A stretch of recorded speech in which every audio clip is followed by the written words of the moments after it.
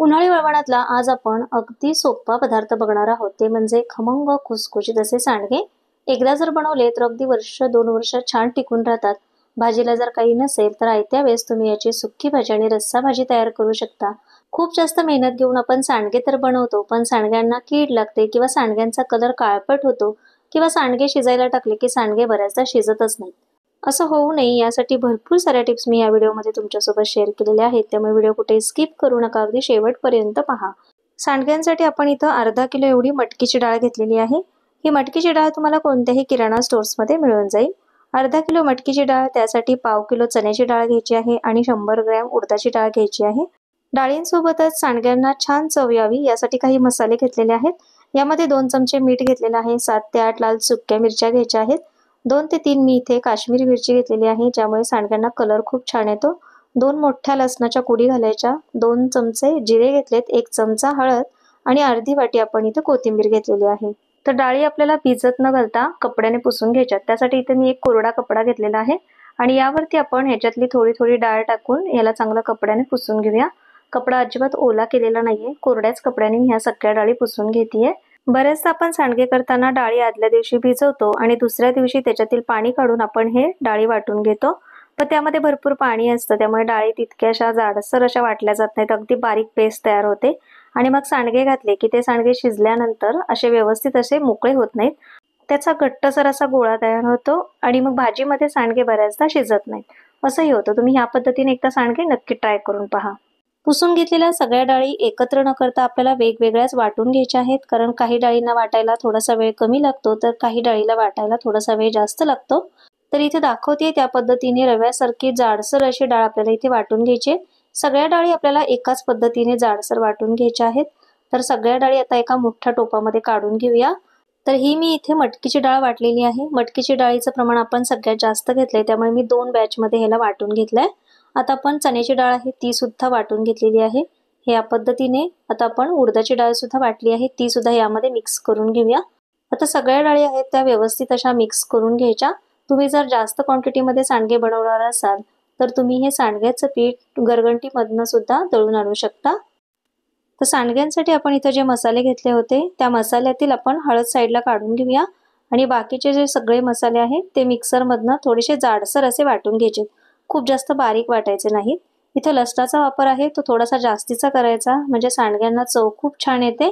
आणि इथं आपण लसूण आणि मीठ वापरलेलं आहे, त्यामुळे ह्या मिरच्या आहेत त्या आपल्याला पाणी न घालता वाटून घ्यायच्या आहेत.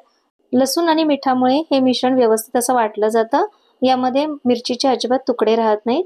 तर हे पहा, या पद्धतीने वाटून घेतलंय. आता वाटलेल्या डाळीमध्ये आपण हळद, कोथिंबीर आणि वाटून घेतलेलं जे मिरचीचं वाटण आहे ते घालून घ्यायचंय आणि ह्यामध्ये पाणी न घालता सुरुवातीला आपल्याला हे सगळं मिश्रण व्यवस्थित असं कोरडंच मळून घ्यायचंय, म्हणजे यामध्ये हळद, मीठ आणि तिखट व्यवस्थित असं लागलं जातं.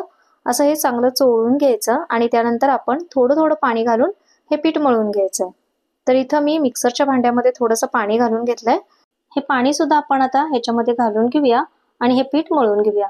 जसं पाणी लागेल त्या पद्धतीने पाणी घालून आपण आता ह्याचा एक गोळा तयार करून घेऊया. तर सांडग्यांसाठी आपण नेहमी डाळी आदल्या दिवशी भिजवतो आणि दुसऱ्या दिवशी डाळींनी भरपूर असं पाणी शोषून घेतलेलं असतं. डाळ वाटून सांडगे घालेपर्यंत डाळी थोड्याशा आंबूत झालेल्या असतात, त्यामुळे मग डाळींना लवकर कीड लागते. तर त्यासाठी या पद्धतीनं डाळी अगोदर वाटून घ्यायच्या आणि त्यानंतर भिजवून घ्यायच्या, म्हणजे ह्या ज्या डाळी आहेत त्या अजिबात आंबूस होत नाहीत आणि मग जास्त दिवस टिकतात. आता या पद्धतीनं खूप जास्त पातळही नाही आणि खूप जास्त घट्टही नाही असं पीठ मळून घेतलंय.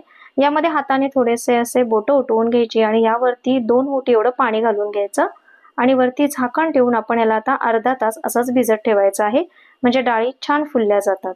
आता अर्धा तास झालेला आहे. आता झाकण काढून पाहूया. डाळी बघा, वरचं जे पाणी आहे ते सगळं डाळींनी शोषून घेतलेलं आहे. आता डाळी आपल्या कच्च्या होत्या त्यामुळे त्याला भिजायला थोडासा वेळ लागतो. साधारण 1 तासामध्ये डाळी मस्त अशा भिजल्या जातात. आणि पुन्हा एकदा पिठाला व्यवस्थित असं मिक्स करून घ्यायचा, एक गोळा तयार करून घ्यायचा आणि तयार केलेला गोळा पुन्हा त्याच पद्धतीने असे हाताची बोटे उठून याला पसरवून घ्यायचा आणि यामध्ये पुन्हा एकदा आपल्याला पाणी घालून घ्यायचं आहे, म्हणजे हे जे पाणी आहे ते या पिठामध्ये व्यवस्थित मुरलं जातं. ही स्टेप आपल्याला कमीत कमी 2 वेळा तरी करायची आहे. डाळी व्यवस्थित अशा भिजल्या गेल्या पाहिजेत, तरच सांडगे छान खुसखुशीत तयार होतात. आता पुन्हा झाकण ठेवूया आणि एक अर्धा तास आपण याला असंच ठेवून देऊया. अर्ध्या तासानंतर बघा, पीठ अगदी छान असं भिजलेलं आहे आता हे पीठ आपण एका डब्यामध्ये घालून घेऊया। जर हे पीठ तुम्ही असंच परातीमध्ये किंवा मोठ्या टोपामध्ये असंच ठेवलं आणि जर सांडगे घालत राहिला तर हे पीठ वरच्या साईडनं कोरडं होतं, कारण सांडगे काही लगेचच घालून होत नाही, त्याला घालायला खूप वेळ लागतो। तर त्यासाठी हे पीठ असं डब्यामध्ये घालून घ्यायचं, म्हणजे कोरडं होणार नाही आणि मग तुम्ही सांडगे घालू शकता। आता सुरुवातीला हे सांडगे मी ताटामध्ये घालून घेतेय, तर ताटाला अजिबात तेल हे ते काहीही लावायचं नाहीये। हातामध्ये असा छोटासा उंडा घ्यायचा आणि 2 बोटांच्या साहाय्याने या पद्धतीने अंगठ्याने प्रेस करत आपण हे छोटे छोटे असे सांडगे घालून घ्यायचे। तर ताटामध्ये जर सांडगे घातले तर खूप जास्त आपल्याला ताटं लागतील, त्यासाठी हे मी सगळे सांडगे आहेत ते एका पेपरवरती घालून घेतेय। पेपरवरती जरी तुम्ही सांडगे घातले तरी अगदी व्यवस्थित असे हे सांडगे निघतात। तर सांडगे घालताना अगदी बारीक आणि नाजूक असे सांडगे घालायचे। भाजी केल्यानंतर हे सांडगे अजून जास्त फुलतात आणि खूप मोठे होतात, त्यामुळे घालताना अगदी नाजूक बारीक सांडगे घाला, म्हणजे दिसायला सुद्धा खूप छान दिसतात। आणि पेपरवरून सुकल्यानंतर या पद्धतीने असे गोळा करून घ्यायचे। तर हे पहा अगदी मस्त असे सांडगे झालेले आहेत, त्याला कलरही खूप छान आलेला आहे आणि सांडग्यांना चव सुद्धा खूप छान येते। सांडग्यांसाठी वाटण करत असताना त्यामध्ये जर तुम्ही हिरवी मिरचीचा वापर केला असेल तर सांडग्यांचा कलर पटकन काळपट होतो। यामध्ये कोथिंबीर घालताना सुद्धा थोडीशी कमी प्रमाणातच घालायची, जास्तीची कोथिंबीर घातली तरीही सांडगे काळे पडतात। आता सांडग्यांसाठी तुम्ही ज्या डाळी घेणार असाल त्या भिजवलेल्या असू देत किंवा कोरड्या डाळी असू देत, त्या वाटताना जर तुम्ही खूप जास्त जर बारीक वाटल्या तरीही सांडगे अगदी गिचगिचीत होतात आणि मग ते शिजताना व्यवस्थित शिजले जात नाही। त्यामुळे डाळी नेहमी जाडसर वाटून घ्यायच्या आणि मगच आपण सांडगे तोडायचे, म्हणजे सांडगे छान खुसखुशीत आणि खमंग होतात। आणि वर्षभर सांडगे छान टिकून राहावेत यासाठी त्याला 2 ते 3 चांगलं कडकडीत उन्हामध्ये सुकवून घ्यायचे। यापेक्षा जास्त दिवस सुकवायचे नाहीत, नाहीतर मग त्याचा कलर फिक्का पडतो। तुम्हाला ही रेसिपी आवडली असेल तर चॅनलला लाईक करा, शेअर करा आणि सबस्क्राईब करायला मात्र विसरू नका। पुन्हा भेटूया अशाच एका छानशा नवीन रेसिपी सोबत। धन्यवाद।